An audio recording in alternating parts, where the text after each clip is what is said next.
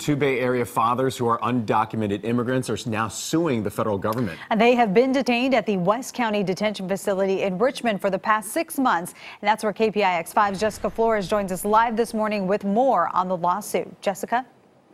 Hey, good morning, Michelle and Kenny. Those two Mexican citizens have been at this detention center. They say they've been stuck without a proper bond hearing, and now the ACLU says their due process rights have been denied. The two men could be part of a major class action lawsuit. It was last fall when they were arrested. The two men, Esteban Alaman Gonzalez of Antioch and Jose Gutierrez Sanchez of San Lorenzo. The men are seeking asylum in the U.S., and according to the ACLU, the Department of Homeland Security already determined that both men have reasonable fear of torture or persecution if returned to Mexico.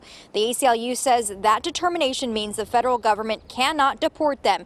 Their attorney says the government has refused to give them bond hearings, which could allow the men to go home while they pursue their asylum case. Both men have U.S. citizen children, and the lawsuit says they are the sole providers for their families. Now, Matthew H. Green, an immigration attorney representing the proposed class action lawsuit, says, "I see this every day, time and time again. My clients are held in a cruel and unnecessary limbo while the government keeps them locked up and withholds their right to a hearing."